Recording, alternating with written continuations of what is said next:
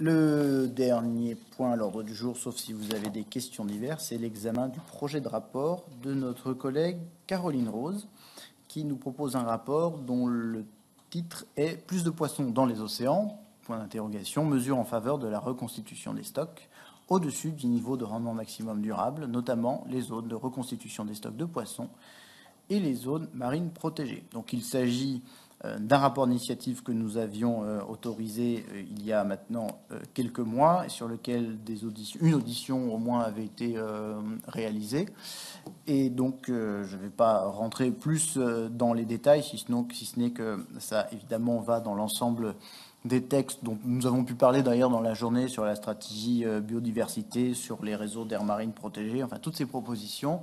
Je laisse la parole à Caroline Rose qui peut nous présenter son projet de rapport. Je passerai ensuite la parole au rapporteur fictif. Madame Weitz est avec nous, est revenue avec nous et pourra nous donner son sentiment sur le rapport, les propositions et les éclairages de la Commission. Caroline, tu as la parole. Donc, merci, Monsieur le Président. Donc, je vais reprendre le titre entier de mon rapport avec la traduction en français. Moi, j'ai plus de poissons dans les mers, enfin dans les océans. Mesures visant à promouvoir la reconstitution des stocks au-delà du rendement maximum durable, y compris les zones de reconstitution des poissons et les zones marines protégées ou les aires marines protégées. Donc, en fait, le constat d'aujourd'hui, c'est que nous sommes en 2020 et que ce devait être l'année où en fait on devait atteindre un bon état écologique du milieu marin. L'ensemble des stocks de poissons devait être exploité à des niveaux durables. Alors oui, il y a eu des améliorations de certaines populations dues à des mesures adoptées dans le cadre de la PCP, mais on en est encore très loin. Surtout, les objectifs fixés par la directive cadre stratégie pour le milieu marin et la PCP ne sont pas atteints. On est confronté au danger du changement climatique et donc là, il faut reconstituer et réparer. Depuis 2013, l'objectif principal de la PCP, c'était de mettre fin à la surpêche et d'appliquer le RMD. On est en 2020 et donc on n'y est pas. Le comité scientifique dit qu'en Méditerranée, on est encore à 92% des stocks qui sont surpêchés et en Atlantique Nord, 38% des stocks sont en surpêche. Donc, on ne peut plus continuer comme ça. On doit prendre des mesures supplémentaires, d'où mon rapport. Alors, quand j'ai commencé ce rapport, j'ai rencontré diverses parties prenantes. Ah, pardon, oui, c'est mon souci. Au niveau donc de ce rapport, j'ai rencontré diverses parties prenantes du secteur, comme la CNP-MEM, Europêche, LIFE, mais j'ai aussi rencontré des ONG comme Oceana, Sea at Risk, BirdLife, etc. Ensuite, j'ai rencontré des scientifiques de l'IFREMER ou du STEC, des gestionnaires d'AMP comme Form AMP et MedPAM. Je me suis rendue sur place sur une AMP dans le Var qui est à côté de ma région, parce que je suis sur les Alpes-Maritimes. J'ai reçu des pêcheurs représentant de la petite pêche, mais aussi de la pêche industrielle. Donc le premier levier d'action, c'est vraiment mettre fin à la surpêche et il faut une application complète de la PCP. Pour atteindre la fin de la surpêche, il faut aussi renforcer l'évaluation scientifique pour que tous les stocks soient évalués. Aujourd'hui, donc, le RMD permet de stabiliser, mais pas de reconstituer les stocks durablement. C'est pourquoi on doit développer un autre indicateur, le RME, donc rendement maximum économique et non pas rendement maximum durable, qui assurera un équilibre financier aux pêcheurs, tout en permettant de reconstituer des populations importantes de poissons. D'ailleurs, le RME, il est déjà appliqué en Islande avec des profits plus importants pour les pêcheurs et ça fonctionne. Pour ce qui est des techniques de pêche, on doit promouvoir les techniques de pêche qui sont les moins destructives au niveau environnemental et celles qui permettent de restaurer les écosystèmes marins. Faire attention aux chalutiers de fond, c'était un petit peu l'exemple que je voulais donner. Sur mon deuxième levier d'action, c'est les zones marines protégées et les zones de reconstitution des stocks de poissons. La Commission prévoit 30% des eaux européennes avec une couverture par des AMP. Certains dans cette salle pensent que l'on doit s'y opposer. Moi, je pense qu'on doit en faire une opportunité en mettant cela en place de manière intelligente. Par exemple, si on protège des zones de reproduction, ça va réduire les captures de juvéniles et ça va permettre une reconstitution des stocks plus rapide et bénéficier au final aux pêcheurs. Mettons fin, enfin, comme on l'a déjà dit lors d'autres commissions, aux zones marines protégées de papier. Il faut passer à l'action et dotons toutes les zones marines protégées de plans de gestion, mais qui soient cohérents. Il est important d'intégrer les pêcheurs dans la gestion des aires marines protégées, c'est pour ça que je les ai rencontrés, et dans leur définition. De manière générale, les pêcheurs sont conscients de l'importance de la préservation des populations de poissons. Et quand je dis inclure les pêcheurs, moi je mettrai en place les gardes jurés, qui sont des agents de contrôle pour lutter contre la surpêche et le braconnage. Et dans ma région, ça a fonctionné. Grâce à un contrôle, on a eu des très belles avancées sur la lutte contre la surpêche et le braconnage dans le parc national des Calanques. D'ailleurs, il y a eu un jugement qui a été rendu. Et en France, en 2019, malheureusement, on n'a que 11 gardes jurés. Il faut pouvoir financer plus de gardes jurés via le FEAMP. De toute façon, ce que l'on va investir sur les AMP, ça va revenir forcément en positif. Les pêcheurs pourront continuer à pêcher. On va préserver la ressource, la biodiversité et l'équilibre financier des pêcheurs. Et après, j'ai un autre point. C'est un point important, c'est la pollution. Je pense qu'il faut s'attaquer au problème de la pollution. Personnellement, moi, je plonge en apnée. Cet été, j'ai plongé avec des associations de préservation des océans. Je me suis rendu compte de la pollution plastique, microplastique en Méditerranée. Et on doit aussi prendre en compte la pollution par les eaux usées, les pesticides, les engrais, tout ce qui est activité industrielle et tourisme. Et je pourrais en citer bien d'autres, parce qu'elles ont un impact sur les populations de poissons. En conclusion, je voudrais que ce rapport soit mené en plénière et voté d'ici à janvier 2021 pour que ça puisse nourrir la mise en œuvre de la stratégie biodiversité et notamment le plan d'action pour les ressources marines dont la publication est prévue pour 2021. Quand nous avons des pertes de biodiversité, il y a forcément des répercussions socio-économiques sur le secteur de la pêche. Donc si on pallie à ça, on apporte un avantage économique plus important et c'est ce que nous confirme la Banque mondiale. Je pourrais encore vous détailler ce rapport que je veux ambitieux et je compte sur vous pour travailler ensemble, avoir votre avis, vos amendements, vos questions et pour enrichir ce rapport. Merci.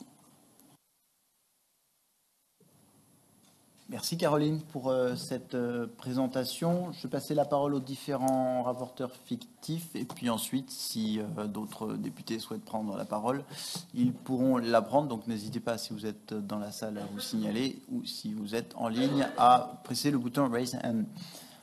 Les rapporteurs fictifs sont M. Bellamy, Mme Carvalhaïs, moi-même, M. Royston, M. Ferreira. Donc je commence par M. Bellamy.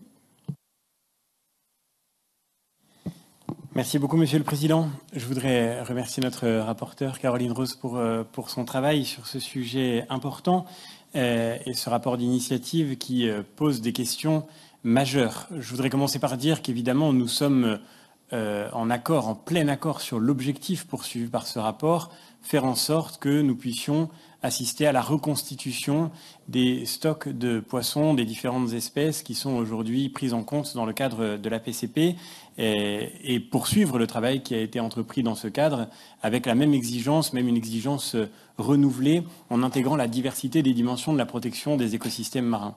Je serai donc très heureux avec tout notre groupe de pouvoir contribuer à ce travail dans les jours et les semaines qui viendront pour faire en sorte que nous puissions avancer vers cet objectif. J'aurais simplement peut-être une remarque à faire sur un point central. Vous introduisez dans votre rapport l'indicateur du RME que vous souhaitez voir remplacer le RMD. Je crois que c'est un sujet dont nous devons discuter parce que c'est une proposition importante, significative, mais qui me paraît poser un certain nombre de problèmes. Et le premier d'entre eux, c'est que le RMD, le rendement maximum durable, est un indicateur relativement récent qui a constitué un objectif dont vous soulignez d'ailleurs l'importance et l'efficacité pour reconstituer un certain nombre de stocks et pour protéger les espèces dans la durée. Aujourd'hui, le RMD est reconnu, il est appliqué, et je crois que ce serait peut-être un risque que de changer d'indicateur en cours de route, alors même que nous sommes sur la bonne voie. je ne suis pas un professionnel de la mer, juste un plaisancier à mes heures perdues, et je sais suffisamment de la navigation pour être conscient qu'il est toujours très dangereux de changer d'idée de manœuvre au moment où vous êtes en train d'exécuter ce que vous aviez prévu. Bien sûr, nous pouvons constater qu'il y a encore du chemin à faire, c'est une certitude. Je ne suis pas certain que le RME, sur lequel d'ailleurs la communauté scientifique est assez divisée, sur lequel nous avons des alertes, y compris du point de vue environnemental de la part de certains scientifiques, puisse constituer pour la PCP un objectif ou un critère qui soit opérant à ce stade. Sur les points importants que vous soulignez, sur lesquels j'espère pouvoir contribuer avec notre groupe dans le travail qui s'ouvre, je voudrais évoquer notamment le développement de zones maritimes protégées. Je crois que c'est effectivement un outil important pour pouvoir garantir la protection des écosystèmes, ou bien la lutte contre toutes les formes de pollution marine. Et vous l'avez rappelé à l'instant, nous savons par expérience combien ce sujet est d'une importance cruciale. Enfin, je me permets de conclure, si vous me l'autorisez, Monsieur le Président, par une toute petite digression qui ne concerne pas strictement le rapport de Madame Rose, mais une remarque qui m'a été inspirée par sa lecture. Je suis membre de la Commission de la pêche depuis 1 an. Comme certains d'entre vous ici. Et en lisant ce texte, je me disais voilà, qu'il y a quelque chose de frappant dans le fait que cette commission se donne un vocabulaire qui est si souvent finalement assez théorique et peut-être éloigné de la réalité de la mer.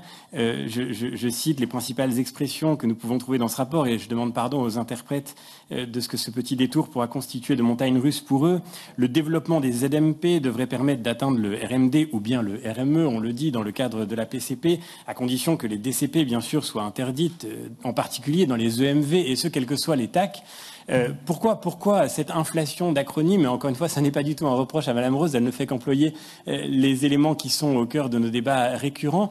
Pendant 20 siècles, les Européens qui nous ont précédés se sont gouvernés sans avoir besoin d'utiliser des acronymes, ou presque pas besoin. Il me semble que cette multiplication d'acronymes est peut-être le signe, au-delà du sourire que nous inspire cette lecture rapide, et peut-être le signe au fond d'une forme de manque de confiance dans ceux qui sont les premiers acteurs de cette politique, c'est-à-dire les pêcheurs eux-mêmes, auxquels, pour beaucoup d'entre eux, ces textes doivent paraître pratiquement illisibles, ce qui ne va pas sans poser un problème démocratique très réel, mais surtout qui donne le sentiment que les législateurs que nous sommes ne savent pas fixer des principes clairs en leur faisant confiance pour leur application et en mettant en œuvre les éléments nécessaires pour contrôler la bonne application des règles que nous fixons.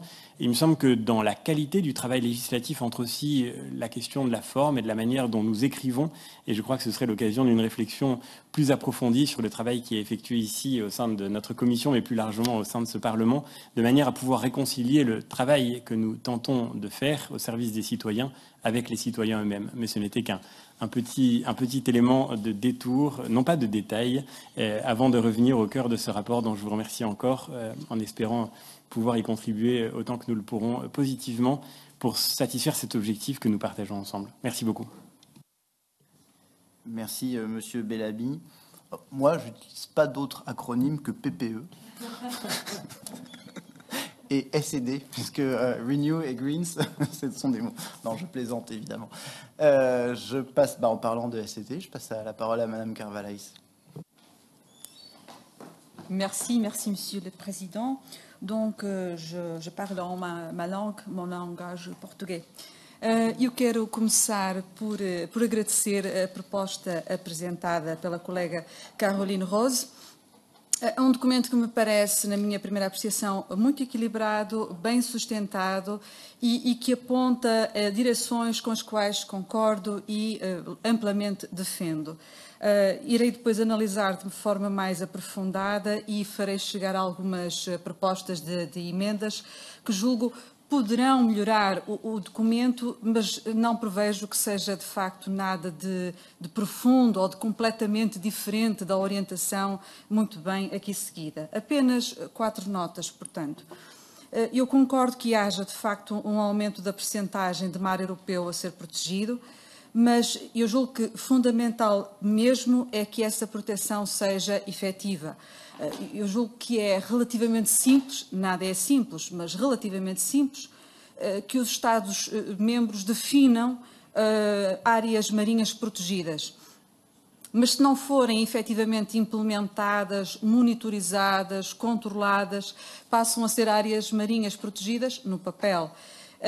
E, por conseguinte, isto, aliás, é particularmente importante quando falamos nas áreas de reserva total. E, neste sentido, julgo que ir além dos 10% proposto na estratégia para a biodiversidade 2030, compreendendo a importância, poderia, todavia, comprometer precisamente a efetiva implementação por parte dos Estados-membros. Defendo que as áreas marinhas protegidas não devem funcionar unicamente por si, mas de uma forma coerente e interligadas, pelo que a coerência de uma rede europeia de áreas marinhas protegida é igualmente muito importante, e irei desta forma apresentar emendas também neste sentido. Relativamente ao rendimento máximo sustentável, eu não vou usar aqui os acrónimos para não haver confusões. Eu concordo que a União Europeia tem melhorado muito, mas que ainda há muito trabalho a ser feito. E é hora, de facto, de começarmos a falar do rendimento máximo sustentável ou de outro indicador pós-2020. E este documento contribui, de facto, para essa reflexão, para esse trabalho. O rendimento máximo económico indicado pela relatora é muito importante. Eu apenas gostaria de alertar que há também muitas espécies que são capturadas em pescarias mistas e em que o indicador do rendimento máximo sustentável é impossível, é muito difícil de aplicar. Enfim, questões que teremos também de ter em atenção na nossa reflexão. E, por fim, uma palavra sobre o reforço da abordagem ecossistémica. Sabemos que é uma das soluções identificadas, mas que é também muito difícil de implementar. E por isso julgo que, enquanto Parlamento, não podemos fazer tudo, mas é o nosso papel, julgo eu, continuar, não apenas pressionar a Comissão para que melhore a implementação, as formas de implementação, mas também, de alguma maneira, pressionar para que se desenvolvam novas soluções mais inovadoras. E eu julgo que devemos tomar este relatório de iniciativa também como uma forma, uma oportunidade de desafiarmos a comunidade científica, de desafiarmos a Comissão, no sentido de olharmos para as espécies capturadas em pescarias mistas, por exemplo, encontrando indicadores que ajudem a estabelecer limites que facilitem o acompanhamento e a gestão destes recursos. Eu sei que é difícil, volto a dizer, mas também é a nossa função aqui ser um pouco da caixa, é a nossa função desafiar no sentido de se encontrarem soluções inovadoras e que possam melhorar, no fundo, aquilo que todos nós pretendemos, que é a gestão dos nossos recursos e ecossistemas marinhos. Mais uma vez, muito obrigada à relatora, muito obrigada, Sr. Presidente. Merci, chers collègues. Pour le groupe Renew, c'est moi-même le rapporteur fictif.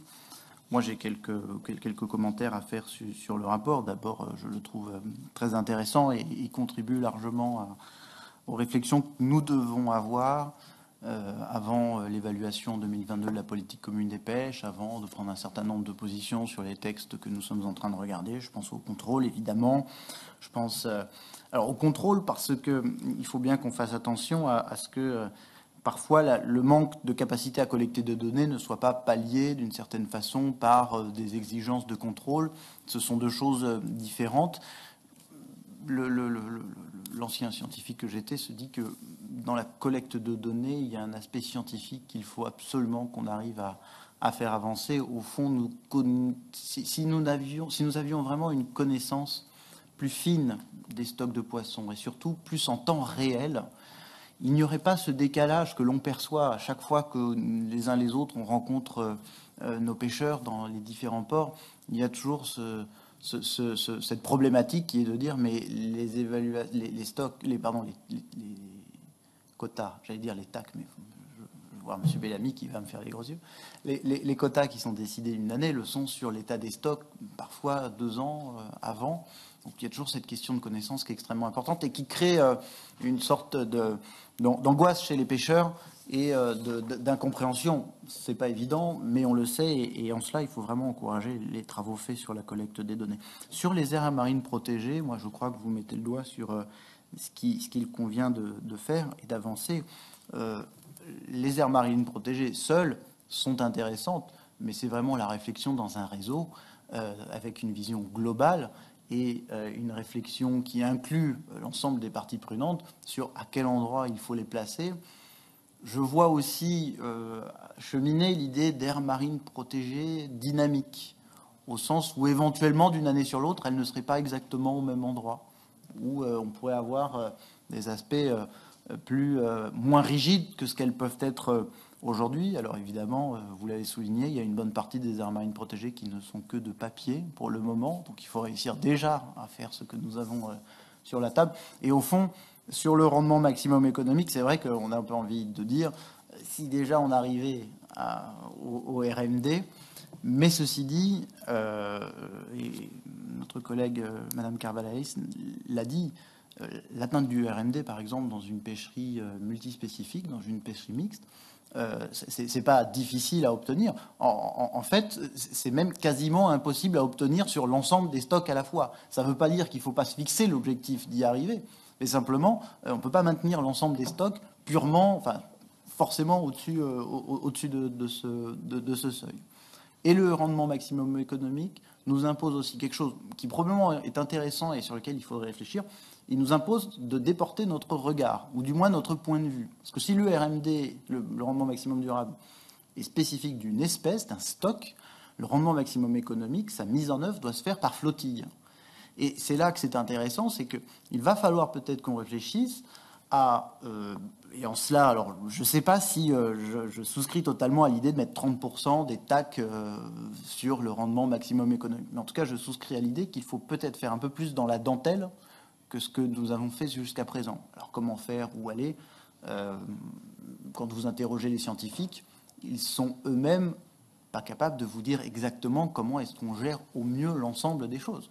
Mais par contre, se fixer certains objectifs peut-être pour certains stocks de poissons, se fixer certains objectifs pour des flottilles, on voit que c'est probablement des façons dynamiques de travailler. Évidemment, je souhaite bon courage à la Commission qui doit, avec tout ça, réfléchir à comment on avance et proposer des règlements. C'est pas évident, mais en tout cas, je crois que le débat tel que vous nous le proposez est tout à fait intéressant. Nous nous faisons parfois plaisir en parlant d'approche écosystémique. La réalité, c'est que c'est très compliqué à mettre en œuvre, une réelle approche écosystémique, mais en tout cas qu'il ne faut pas renoncer à s'en approcher et à essayer d'atteindre les objectifs qui sont ceux-là. Je vous propose de passer la parole à Monsieur Roysson pour le groupe ECR.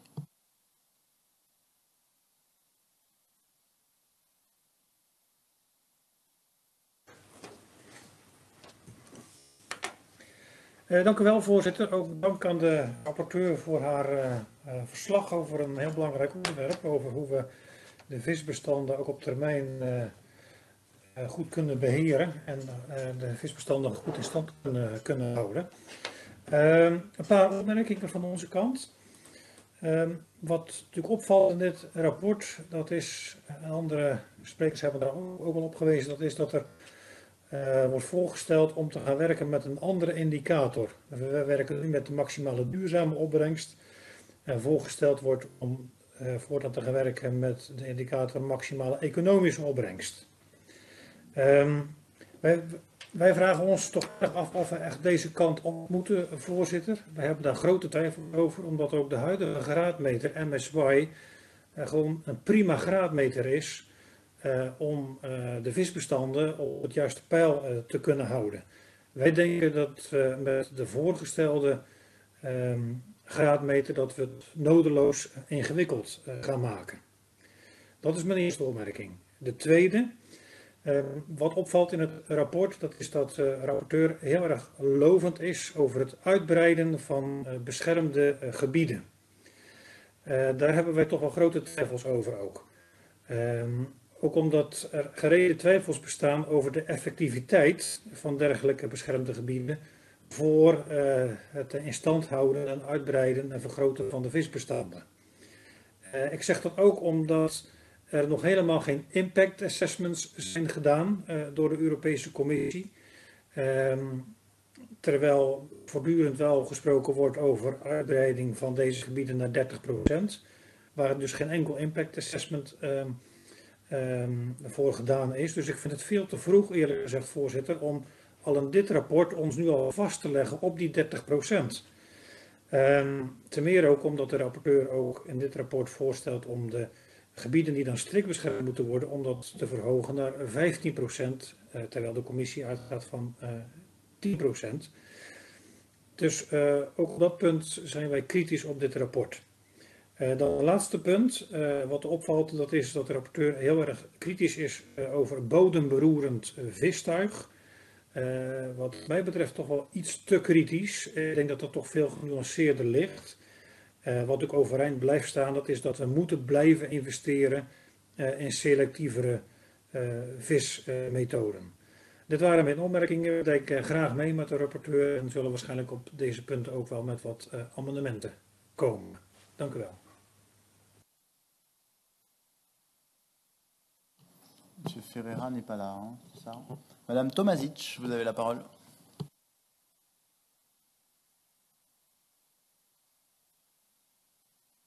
Thank you.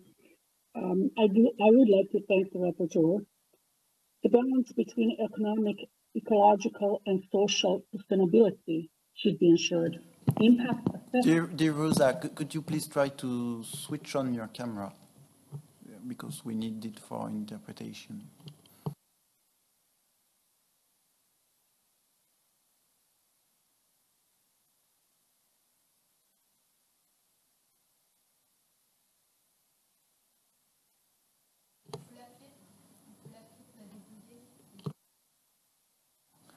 Je vais donner la parole à Gabriel Mato, puisqu'on a du mal à voir Rosa. Gabriel, si tu veux bien.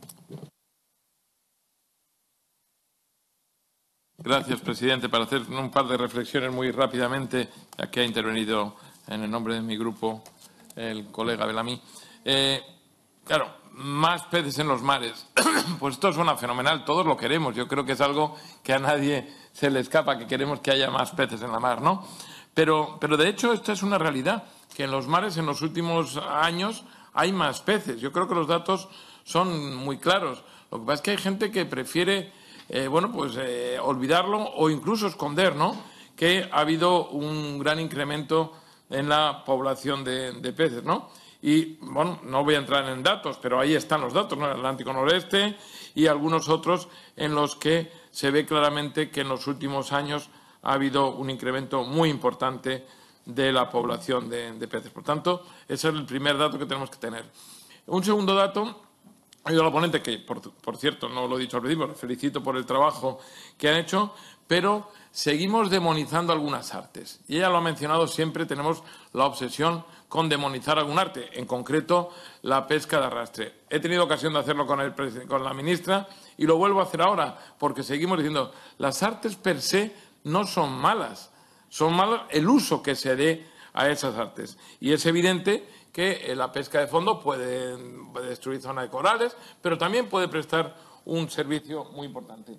Y en ese sentido, yo creo que también habría que tener en cuenta el impacto socioeconómico, no solo medioambiental, sino también el socioeconómico que puede tener el uso de estas artes, reitero, usándolas bien, porque es verdad que hay incluso algunas pesquerías que solo con estas artes, unos tipos de peces que se pescan, ¿no?, con este tipo de artes. Por tanto, si se lleva o se utiliza de forma adecuada, puede ser perfectamente una pesca absolutamente sostenible. Y yo creo que eso también hay que tenerlo en cuenta.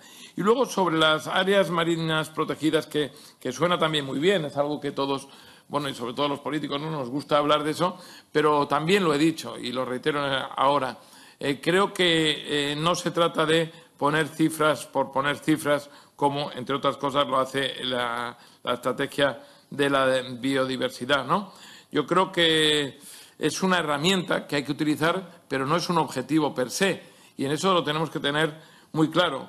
No tiene sentido que se declaren o que hablemos de las zonas marítimas protegidas sin ningún tipo de bases científicas, que son las que nos van a decir al final cuáles son los criterios que se tienen que tener en este tema, ¿no? Y luego hablamos también del MSY, y yo creo que ahí tenemos que decir muy claramente que no debemos ir, y también lo hace la estrategia, que no debemos ir más allá de lo que dice la política común de pesca. La propia PCP establece que bueno, el stock de peces tiene que estar at y no under, ¿no?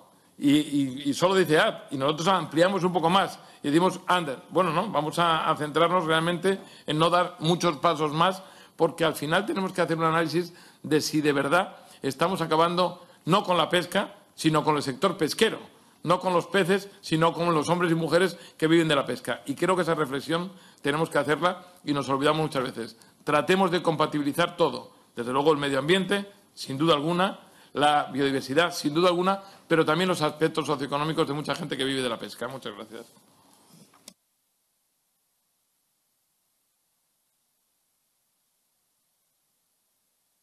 Madame Tomasic, vous avez la parole. Thank you, Chair, and also thank you to the rapporteur. The balance between economic, ecological, and social sustainability should be ensured. Impact assessment on fisheries and aquaculture sectors should have been carried out before proposing the strategy on biodiversity with ambitious targets, especially in this difficult times and economic crisis due to COVID-19. I would like to highlight that the success of protected areas lies in them being accepted by fishermen and all stakeholders. Fishermen must be involved in the preparation of protected areas and in the management as well. Some protected and restricted areas, such as Jabuka Pomo Pit in the Adriatic Sea, are already providing results. This area has been set up in an important location, a breeding ground for some species whose numbers have started to increase again. The local fishermen have been involved in the preparation of protected areas Jabuka Pit. And they all support it, and you see when all stakeholders are involved, everything is much better. Thank you.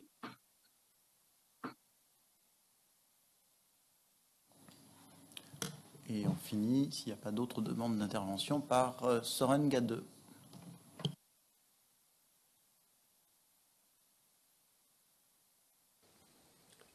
Thank you very much, and thank you very much to the rapporteur for this report. And I won't repeat what all my colleagues have said, but it's a lot of interesting and very important issues being raised, and I'm looking forward to working together with you, Mr. Rapporteur, and the rest of our colleagues to with amendments and to deal with this very important issue. I think this will be important for the years to come, and I fully agree with Matu and others that there is issues we have to look into, maybe in a new or another way, but I think the report is a very, very good start, and thank you very much for a good job done up until now. Thank you.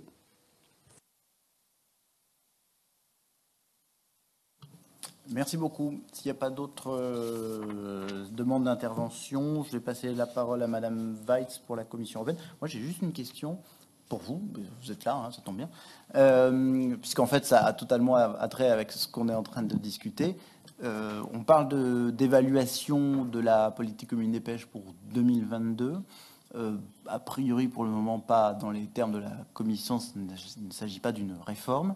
S'il n'y a pas de réforme à proprement parler en 2022, ça veut dire que l'actuelle politique commune des pêches est prolongée jusqu'en 2032 ? Voilà, c'est juste une question très pratique. Madame Weiss, vous avez la parole. Thank you, Chair. And before I react to the report, let me just say that what is foreseen in the legal basis for the common fisheries policy is that the Commission will report on the functioning of the CFP by 2022. There is no end date to the common fisheries policy. What we are still considering within the services is what we will do in order to deliver the report. Will it take the form of an evaluation, which is a fully fledged evaluation? Will we outsource parts of the aspects that need to be looked at, like climate change? We have not yet come to a final decision on this position, on this particular issue. So just to say that this is what we are currently reflecting on. So Chair and honourable members of the Parliament, dear Rapporteur, also from our side, we would like to thank the authors of this motion for bringing forward this report on more fish in the sea. More fish in the sea, that's certainly something we all want.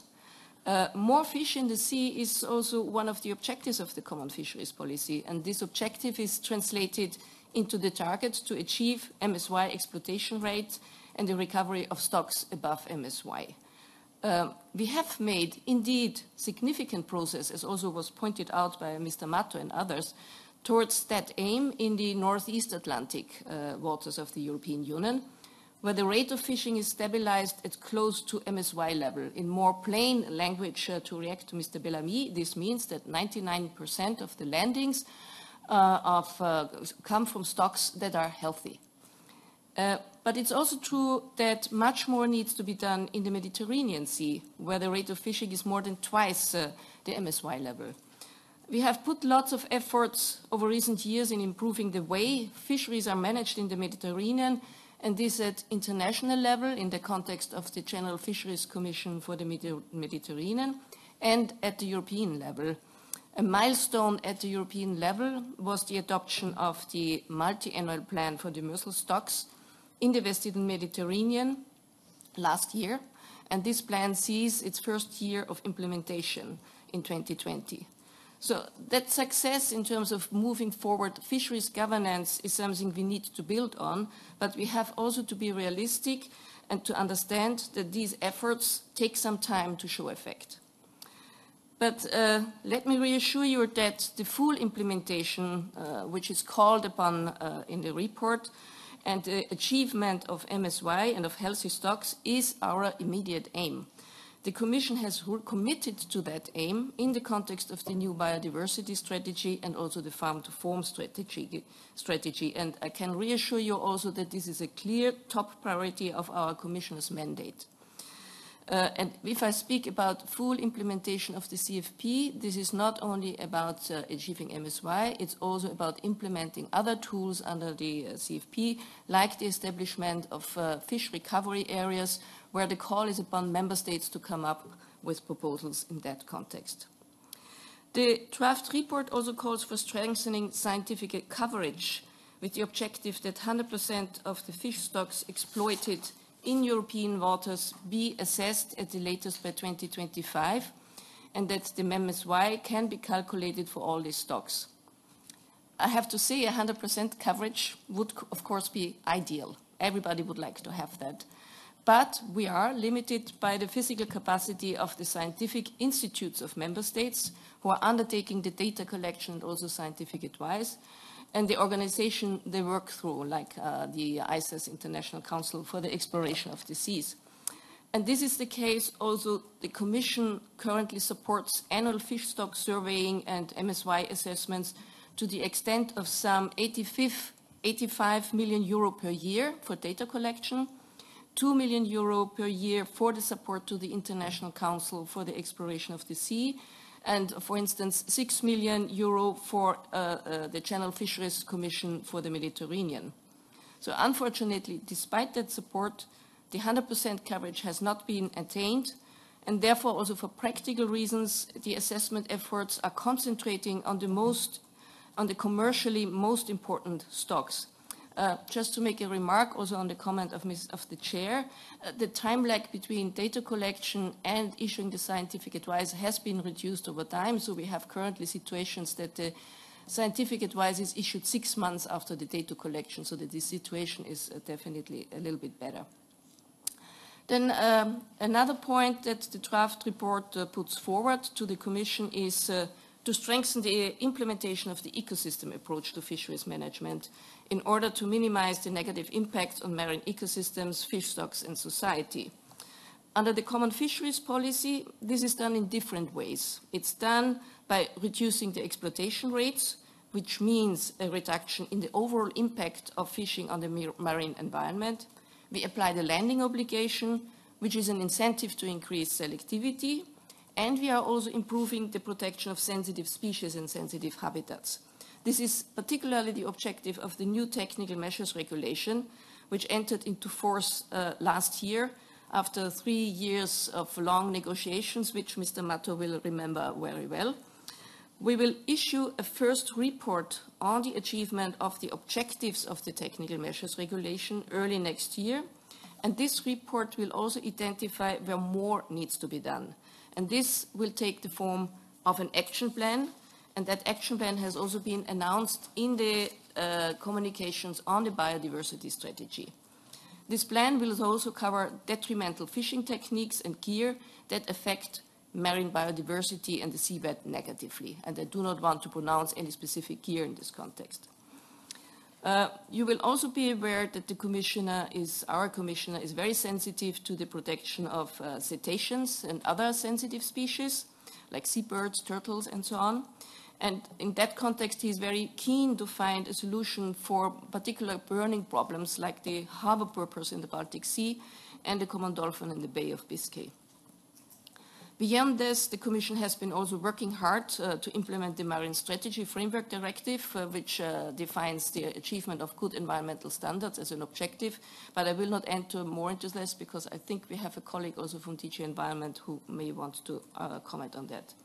Now, I note also the recommendation that the European Union should go beyond current fisheries management practices and promote a transition towards low-impact fisheries in order to rebuild fish stocks and restore marine ecosystems. We agree on these objectives in view here, but we believe that the current common fisheries policy contains already many legislative elements and tools that would be allowed to reach that aim. What is really needed is better implementation of the tools we have already established under the current common fisheries policy, and that's what we really would like to focus on in the coming years. Now, I note also the suggestions that maximum sustainable yield should not be the only indicator for fisheries management, and that maximum economic yield should also be used. There can be indeed advantages in terms of higher profitability, lower environmental impact, and better ecosystem resilience if we move to that concept. But let me also say, and this has also come up from some reactions of members of parliament speaking, the maximum economic yield is not a panacea. It would also have consequences in mixed fisheries and for employment that would need to be really carefully considered. So such a step should not be taken lightly. For the time being, I repeat what I said before, our key objective remains to achieve conformity with the targets that exist under the common fisheries policy, that is to achieve maximum sustainable yield. I would also like to note in that context that the advice for maximum economic yield will need specific scientific and technical capacity to address such questions, which is not necessarily easily available. So we have already problems with MSY to get all the data. For MEY, it will be even more difficult.